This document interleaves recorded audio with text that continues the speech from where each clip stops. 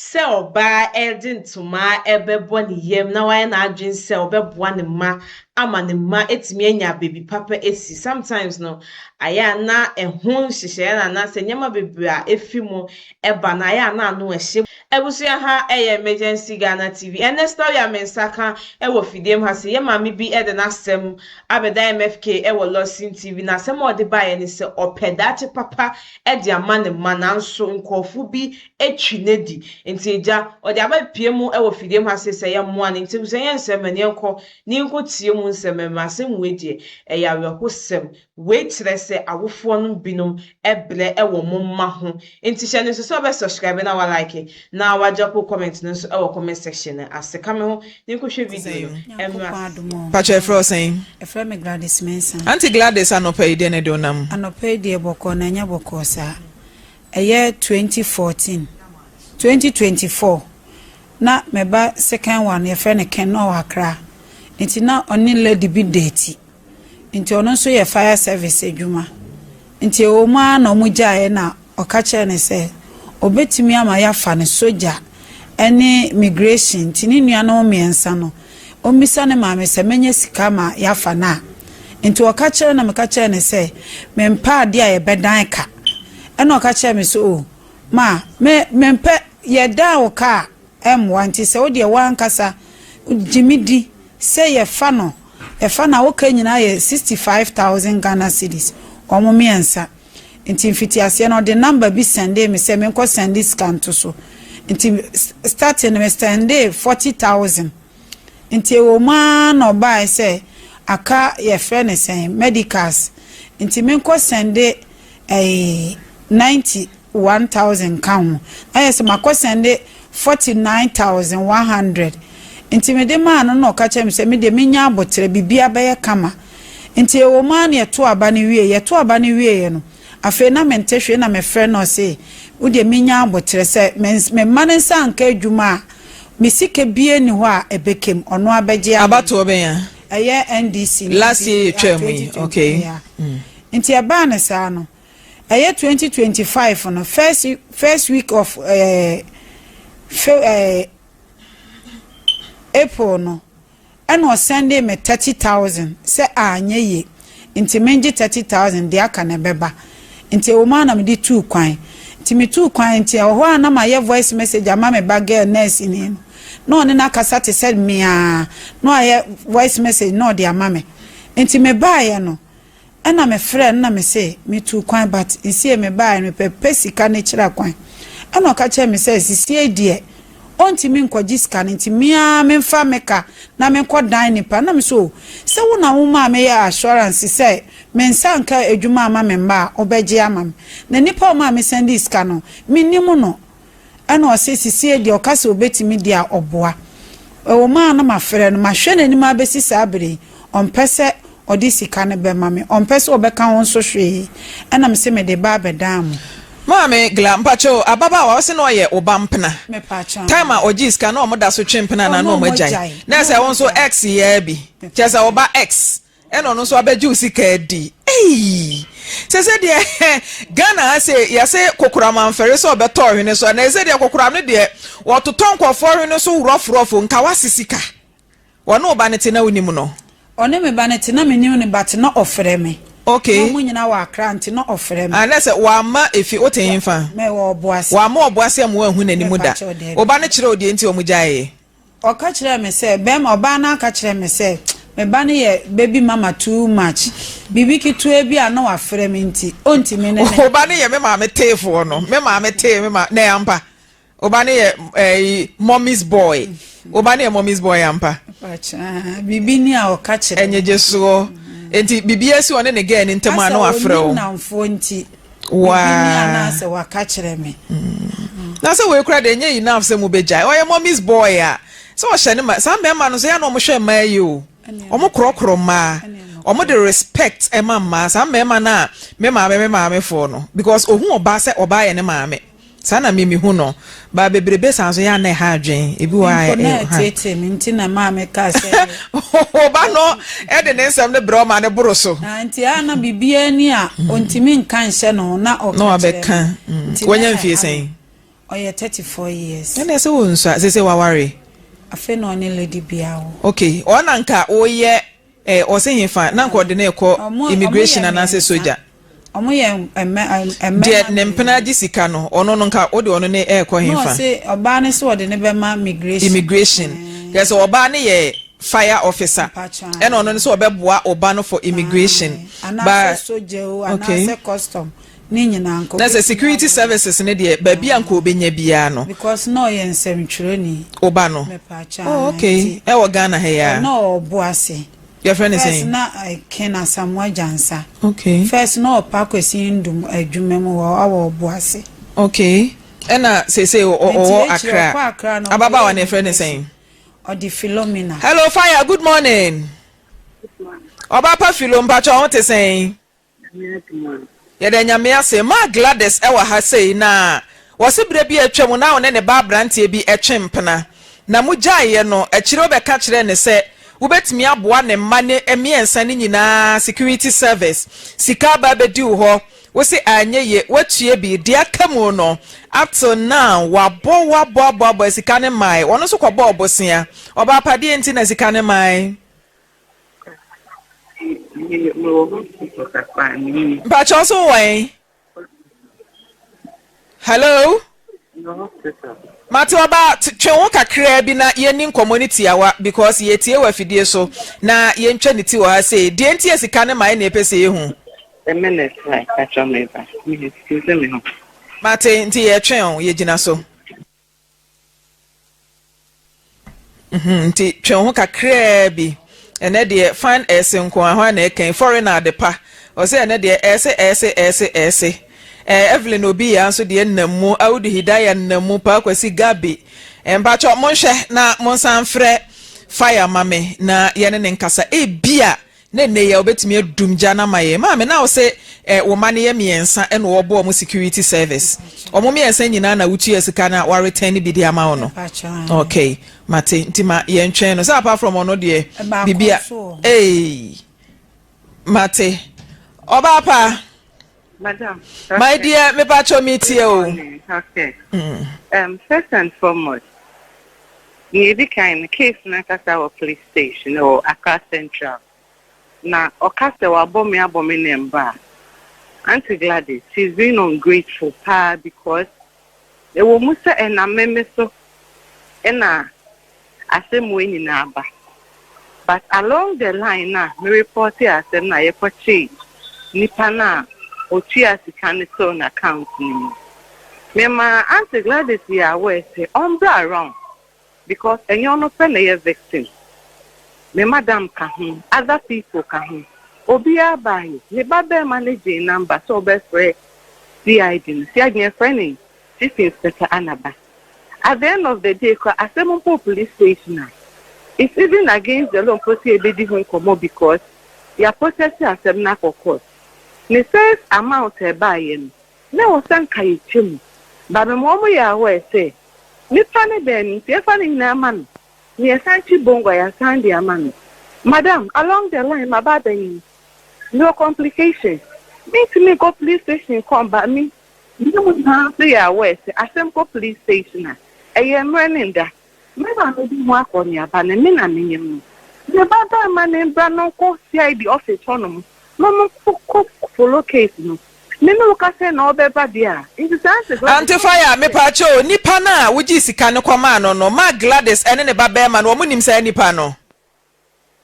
Omunim no. Enti adan na wo sika na bedi wo no. Wo ntu wa na monye omusika ma wo ma wo mum na omunim no no. Omu nkwaji sika no wo say nipa ne ho. Me say me tin no. Me ma Auntie Gladys ya we say ma nipa. Obua onka se nebua. Dabi meba oba pa untimi blame Auntie Gladys because onim sa nipa no wo baby a wo no onim wo. In my condition, do I need to be going to the police station in Kano? Auntie ano ne dia ya say boss ya kona na de ne ti ade age akyerema. Wo na wo de sika no koma nipa no nti se bibi wo ho no ma wo na se utimi sa ne abofo bi na abetu no se de yo omo nim nipa no wo baby a. Me a metinya ye ne say me babe man most often o wa kra me the CID number man Emma ono kwa ni CID ni kasai Emma condition man say you And I just kind of woman when I'm saying same. Say fire sikana ka saying. Can you not kind of can almost uncle for the almost There be my Gladys asem na beto me table so nti me pa cho no ne ka ne saying. Unless I work it out because can I do? My Gladys can chere no mame. Me pa cho 19,100. Well, I won't doubt it because at the end of the day, you're payment. But as I've said, the Canada every day 40-something thousand. You see, I won't doubt it. But the problem now is, me na message one amount, and yes, madam, I'm in the condition. Me ba cho sika ne ba be di wo no mo a went me and pull it through. Anya adwuma na ma wo mo no how many years in here? Oh, how many years? I think it was last 2 years. Last 2 years into obapa sika iwu ho na ba be di. Into wo ka say wo mo na enko police station ko si adi ho no ma you are not being fair to them. Point of correction. Men cases can ho na ba be di. And am di kan kai. Ante why na ma mi di ni sika ma no nya wo no odi sika ne ma o. Madam, say asem police station pa yen ka ho asem. Ye ka ho asem asem court na yen ka ho asem. Enti fire officer hwehwemra ni mu ye. Asem court a na ye yen ka ho asem wa fidie so wo police station a ye wo kwan se yetimi ka ho asem ti hwehwe wo mra ni ye mpa cho. Hwehwe wo mra ni mu ye. Masali asem ni kokos me kache Madam Gladys. Madam Gladys wa ma ne court krata. Me man ne. Enti wonim sa wo de ni case e court. Nti nka nkyere me say asem wo police station e nka bi nti wo ye fire officer hwehwe wo mra mu ye ma me. Why? Me kan chem say asem ni kokos man ne kasa me man ya we say. The bad boy in Indra because anybody who solves a victim no waba around. Open we just can to me no be about no pen because I was the one in charge of museum man. Enti say da ben na ompana dada no omra e ma me ne ba no da ben no omra. Police station no go no musia no one man about call baby. So he's able to come every day. Ma wa ka kire mo say momra police station na ma anko. Me dia na ba na ba. Bibi sa no mani nya no mpa cho fire. Me say membra police station wo Accra. Ma ne so na fire ante hwio. O ka kire me say membra police station wo Accra na me ka kire ne say me ka kire wo say adwuma ne men pe. E na wo say evidence bia wo say 7 sank me mane sank adwuma. Men sabe ka me sika 1000 kura enkem. Wo the evidence ni nyina so wurem. Sisi eken so ontimi mba because time me this can ma ona o ma me 30,000 na me nte Ghana ha na me koye me bae ya mo January na me frɛ wo ma frɛ wo sa onkasa wo se wonyem ontimi mba enkwankwaje me timi nkoda aka afa na me ba no so enya adwuma okọ 6 to 6 oba nadwo enti sisi obeda na otimi akwaje me timi nko me so nipa na ogina wa minimu no wona minimu Madam go ask me how can. So at the end of the day, if my health is not permitting me, Philo, like seriously, me pacho minim ni pabia, una minimu. Se wan shama assurance bi se menya na obeye abeboa me a, enka me fa sika ne ma no. Madam Gladys. Enka me fa ma, wan so na sende na ma ne ma me, e na me di sika ne atu mu. Auntie Gladys. Yes. Me be just Jonathan catch say you are me this too. Because a man do any man came. But just as I've said now, my condition cannot permit me. Then me this happen. Nyame anaba onwe or she and asem no as me catch you say. Papa must say I will say my father asem purpose because and you must captain in room. And now me no ka say me madam o ka hono kwa e ko sia it was for me. Na mo me ya we say me what next and to me ka. It me so am so.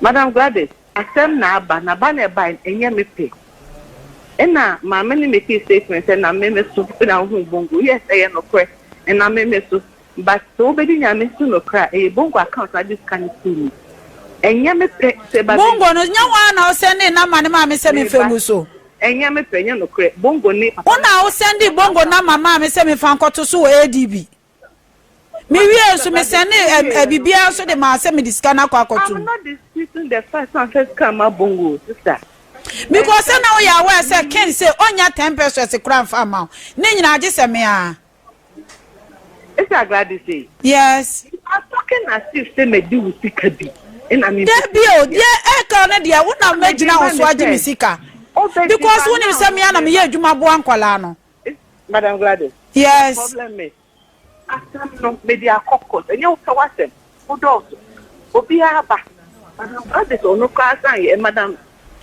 Se me di kan ka kire say uji sika no say court be ma mentimi nkoma anka o ma ken nua panyini kura so te meboa evidence na o kire say yense anka adwuma na sika nyina yense be ka 10 pesos income wo di bi ma ken nua panyini eti me be kura no so send message ni nyina ma me. As I've said, my condition now, I won't use my condition over Usikan.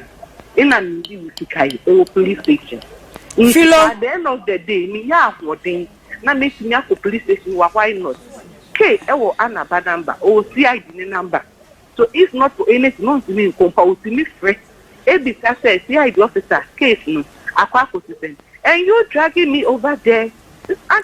Martin meba anti filo de wo kan wo pese wo divert asem no me de minim ne say wo ena maami one ne ba enim wa wo de account number ema wo mu a wo send sika ne to so wo send sika no wan send evidence of payment amount enti adena wan kasa won hwe ni asem nanim ene kasa de bi kura na obenya kade a kire maami se maami gina botre na men kasa nya botre na manunsi kasa de bi kura na obenya aka kire maami se bi amenyem me condition no mitimi fa nkodi a kire enti munya botre na nyame sua me asomdwe mu a metu wan na monama gimusika mam eye kasa de watimi kasa e kire maami bisade maami eno no mpo ka kire so no so ne banyem Mama so aka kire so onyem me pa cha o ka kire me se onyem enti ontimi ndie kire me am follow asem no tabi wo ka se ono follow dia me ne wonya adwen fire madam meba ono onim nipa no no follow me ne wonya adwen so ono follow sa asem no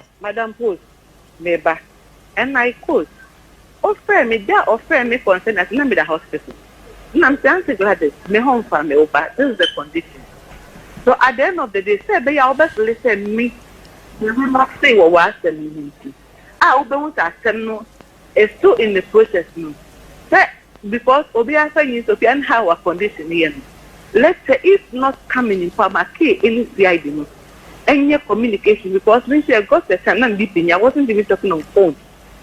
So for you to have track record on Adiana Maki CID in Kasa, at least any day in an of Ra Edeboa Nipan as the FS to see a car may ban Mr. Nidiping. Matifaya say no condition meba ma minwe bre condition wo ka say uwo mu no may your bar I respect your condition. Enti yene ma me bekasa na se ne ba ne betimi akosi ID office ho a ye be ma na tu anamo se wantimi ankwa a ye betwen condition a wo no se be enye 10 years eye few months bi na wo ne beba wo wie a ye be san ba wo nchen because maami a nipa a wo kan wo asemi maami wo ne ba o mu nim sa nipa no eti wo na se wo di ani mu penisi kama no nti ye wie a ye beto aso wo honom why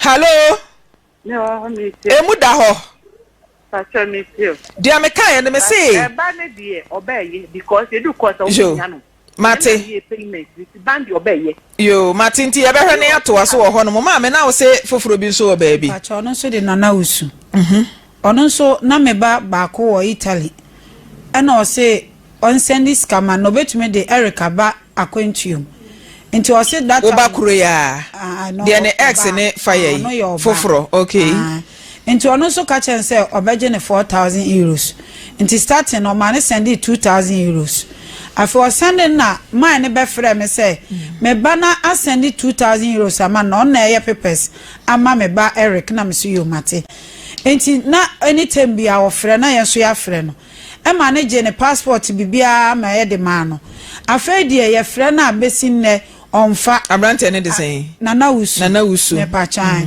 enti last year 2024 no send me 1,000 Ghana se sika ne de onya ne nyina na obetete 2,000 euros no and o send mu 1,000 Ghana utua ne yie ben otua ne 2020 da bi afi ben na wo de euros ne ma no 2021 o se 2,000 euros no nya cedis ne say that time me o se ono send gu ne phone so dalet nti wo de euros ne ma no me ba ne de euros na nkasa na de ma nese wa money cedis nti die na wo de euros ama no no wono ne tete ne nkakra wo ma 1,000 cedis mum mente asa sa no o yen say obetete na me si unim euros no si euros ne de that time kra de na 14,000 nti obetete na wo de na say 2000 be ye 28,000 be ye 140 million 2000 ni nyina okay nti obetete na me bisa me ba ne se oso obetete menje na ose mama sika de ye mpunti otete age o send me 1000 and bisa ne se nti da ben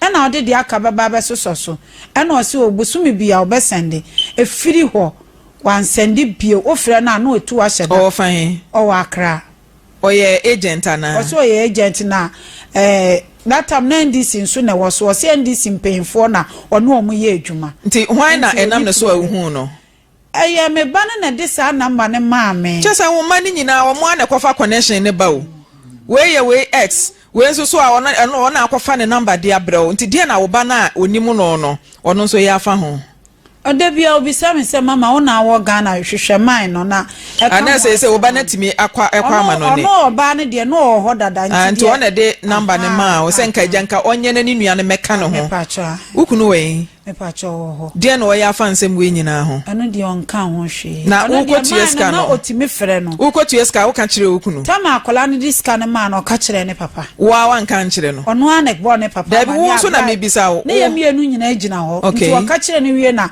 papa ne ka kire me sese ne because wo to wo nsakra ya wo ya de da fidie so yi eya wo ya enti nka na montuo bi se no be ma ewo mu a I think say enka ebe kofa ade na okunu nsori ntu ho anamo ade ose nkola ne me ye too much ntomba enya one ne ma me ne mba me ne na aware e da hote enti enkura ne o aka abomu dudu nti no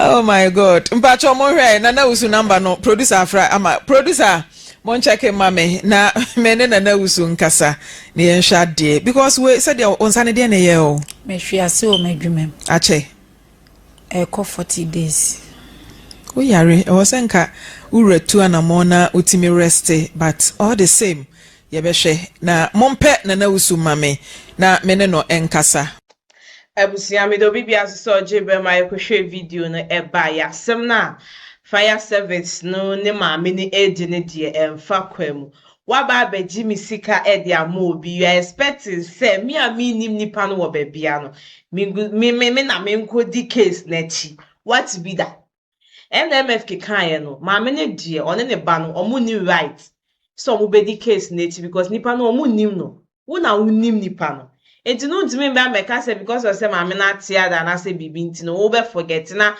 because of say wonyim nti ne obi anka nche so wonyim nti no uni enhihye won hu but you shouldn't tell maame ne say na wona ska no na ekofa an kosi he enti ne sisi ano because of say menyim nti ne nyama bi wo ho no maame ntimi enye enti na say wona oye den.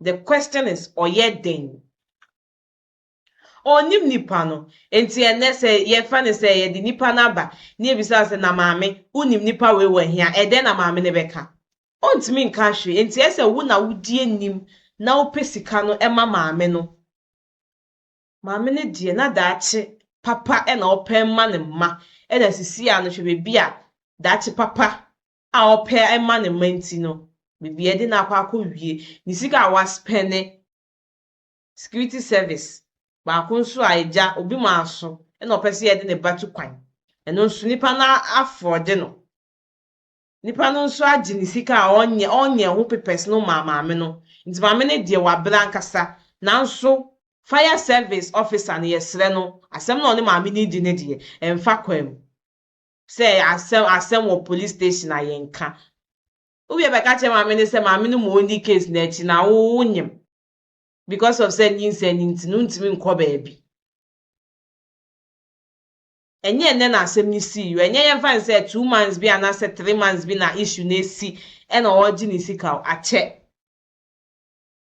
when me and di case na chia wo ka say enye onu nkwa na eni sika no wo be say maame no offer sika no wenyefa onu mo no nko di case na chi nti asem na maame no ka ne die emfa kwa menye say maame na otifidie m ha say no endi case na chi because nipa no onim no enye onu nso na odi sika no ma nipa no wo na wo send number edema no e ma ne send sika no ma nipa no ono onim nipa no wo ba bia nti yesre no onji maame ni sika ma no na asomdwe nti memba na nipa no nso a connection ma no nso a waji maame ni sika no ye be fle no afle no till ye fle no na wamfa nso de ya asem e beto no ono abehu se ye ni bla asem na ye ka no because oba time se meboa meba na feed baby akwa wie maame nti maame story wo ibusia e be sa so atoas because e be fe connection man na ono se ne na akasa